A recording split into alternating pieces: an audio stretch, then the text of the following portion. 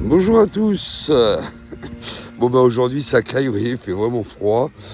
Donc je vais vous donner un peu des nouvelles de l'application. Donc là on est à la version 11.5.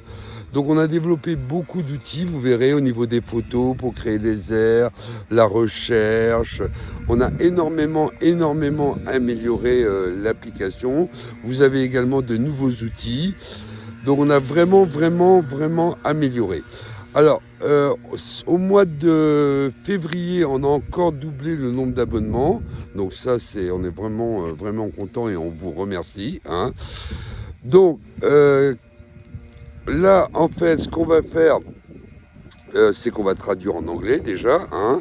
Alors, ce qu'on a remarqué, on a de temps en temps un bug. Je vais vous expliquer pourquoi. Parce qu'en fait, ce qu'on a voulu faire, c'est que quand vous arrivez sur l'application, toutes les aires s'affichent. Alors, il y en a 10 ou 15 000 déjà au niveau de la base. Donc en fait, ce qui se passe, c'est que ça bug parce que vous avez trop d'air, pardon, et le temps de chargement est beaucoup trop long. Alors là, on est en train de travailler dessus. Là, à partir de, je pense que début de semaine prochaine sera fini, vous aurez uniquement les aires où vous êtes géolocalisé. Donc ça pompera moins d'énergie et moins de données sur l'appli. Et en plus, comme vous êtes de plus en plus à mettre des photos, à créer des airs, donc on a plus de photos, donc ça bug de temps en temps et ça saute. Donc ça, on est en train de le régler. Début de semaine prochaine, c'est terminé, hein. Alors, on a eu quand même 21 000 téléchargements, donc on est quand même content les 3 derniers mois, hein.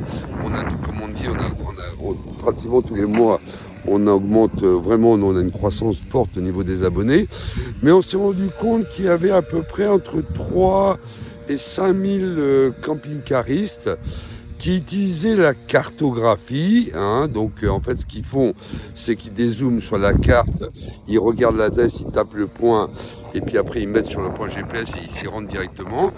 Et donc ils ne jouent pas le jeu, ils ne s'abonnent pas, alors qu'on est à 1,99 € par mois, hein, et ça fait 1 heure gratuite utilisée dans le mois, et puis ça y est, vous êtes remboursé. Et pour ceux qui prennent à 9,99 €, vous faites un stationnement gratuit, en moyenne c'est entre 5 et 10 €.